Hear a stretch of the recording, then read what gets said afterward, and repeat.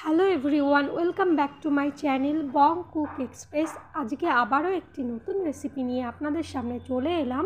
আশা করছি রেসিপিটি আপনাদের ভালো লাগবে। তো রেসিপিটি জানতে ভিডিওটি প্রথম থেকে শেষ পর্যন্ত কিন্তু দেখতে হবে, স্কিপ করা একদম চলবে না। তো রেসিপিটা বানানোর জন্য এখানে আমি পরিমাণ মতো মুগ ডাল নিয়ে নিয়েছি। এই মুগ ডালটা একটু ছোটো দানার মুগ ডাল। ছোটো দানার মুগ ডাল কিন্তু খেতে খুবই ভালো হয়, তবে যেরকম আপনাদের ঘরে থাকবে সেই ধরনের মুগ ডাল আপনারা নিয়ে নেবেন। এখানে মুগ ডালটা কিন্তু আমি ভাজবো না, কারণ মুগ ডাল ভাজলে গ্যাস ইত্যাদির সমস্যা হয়। তো আমি মুগ ডালটা ভাজবো না, মুগ ডালটা কাঁচাই রান্না করব। তো মুগ ডালটা ভালো করে ধুয়ে নিচ্ছি। শুধুমাত্র জল দিয়ে এই যে সাদা সাদা যেই মুগ ডাল থেকে বেরোচ্ছে এইটুকু ভালো করে ধুয়ে নিলেই কিন্তু হয়ে যাবে। যাতে সাদা এই জলটা না থাকে ততক্ষণ পর্যন্ত কিন্তু একটু ধুয়ে নিতে হবে। এখানে আমি দুবার ধোয়া দেখিয়েছি, আপনারা অনেকবারই ধুয়ে নেবেন। তো এবার একটা বাটিতে পরিমাণ মতো জল দিয়ে দিচ্ছি। জলটা দিয়ে এবার জলটা কিছুক্ষণ ফুটিয়ে নিতে হবে। তো জল গরম হয়ে গেছে, এবার ধুয়ে রাখা মুগ ডালটা দিয়ে দিচ্ছি।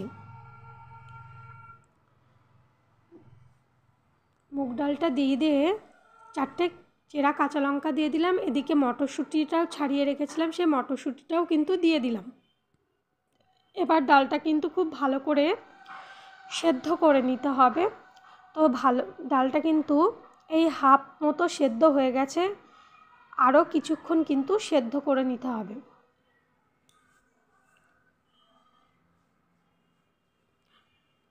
তো ডালটা হাফ সেদ্ধ হয়ে গেছে। এবার এতে এখন তো বাজারে কাঁচা টমেটো পাওয়া যায়, সেই কাঁচা টমেটো কিন্তু কেটে নিয়ে ধুয়ে দিয়ে দিলাম। তো সেই কাঁচা টমেটোগুলোই কিন্তু এইভাবে দিয়ে দিতে হবে, এখনই দিতে হবে যখন হাফ সেদ্ধ হয়ে যাবে, নাহলে কাঁচা টমেটোগুলো কিন্তু সেদ্ধ হবে না পরে দিলে। তো এখনই দিয়ে দিতে হবে। তো কাঁচা টমেটোটা দিয়ে দিলাম। এদিকে একটা বাটিতে পরিমাণ মতো লবণ, পরিমাণ মতো হলুদ দিয়ে একটু জল দিয়ে গুলে নিতে হবে। তো গোলানোটা তো রেডি হয়ে গেল, আর এদিকে ডালটাও কিন্তু প্রায় সেদ্ধ হয়ে গেছে। তো এরকম পর্যায়ে আপনারা ডাল ঘোটা দিয়ে অথবা এই হাতা দিয়েই কিন্তু ডালটা ভালোভাবে ঘুটে নেবেন, এতে করে ডালের স্বাদটা বাড়বে। তো এইভাবে কিন্তু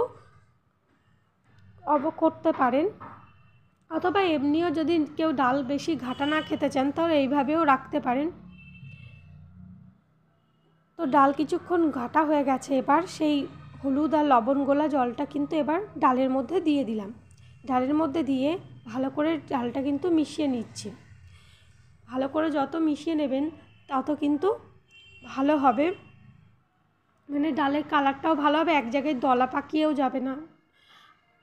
তো ডালের হলুদ আর লবণটা দিয়ে বেশ কিছুক্ষণ কিন্তু ফুটিয়ে নিতে হবে, নাহলে এই হলুদের যে কাঁচা গন্ধ সেটা কিন্তু থেকে যাবে।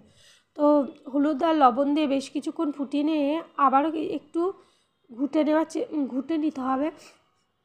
তো ওদিকে তো ডালটা তৈরি হয়ে গেল।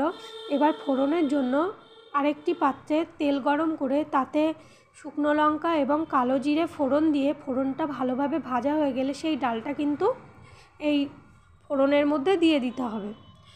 তারপরে পরিমাণ মতো জল আপনারা অ্যাড করবেন, যেরকম আপনারা ঝোল খেতে চান সেই অনুযায়ী কিন্তু আপনারা জলটা দিয়ে দেবেন। আমি একটু পাতলা ডাল রান্না করতে চাইছিলাম, সেই জন্য একটু বেশি জল দিয়েছি।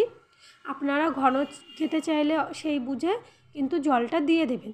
তারপর আর কি বেশ কিছুক্ষণ ফুটিয়ে নিলেই কিন্তু তৈরি হয়ে যাবে এই সহজ ডালের রেসিপি। এই ডাল খেলে কিন্তু একদমই গ্যাস অম্বল হবে না। আপনারা চাইলে এইভাবে বানিয়ে খেয়ে দেখতে পারেন, এতে একদমই গ্যাস অম্বল হয় না, শরীর খারাপও হয় না। তো এইভাবে সহজে বানিয়ে নিতে পারেন মুগ ডাল, কাঁচা টমেটো এবং মটরশুঁটি দিয়ে। তো শীতকালে মটরশুঁটি আর কাঁচা টমেটো তো একটা এমনই জিনিস যেটা সব পাওয়াই যায়। তো রেসিপিটা কেমন লাগলো অবশ্যই কমেন্ট করে জানাবেন। যদি ভালো হলে লাইক, শেয়ার, কমেন্ট এবং চ্যানেলটি সাবস্ক্রাইব করতে ভুলবেন না। সাবস্ক্রাইব করে পাশে থাকা বেল আইকনটিও কিন্তু প্রেস করে রাখবেন। তো আজকের মতো এই পর্যন্ত, ফিরে আসবো নতুন ভিডিওতে। সবাই ভালো থাকবেন, ধন্যবাদ।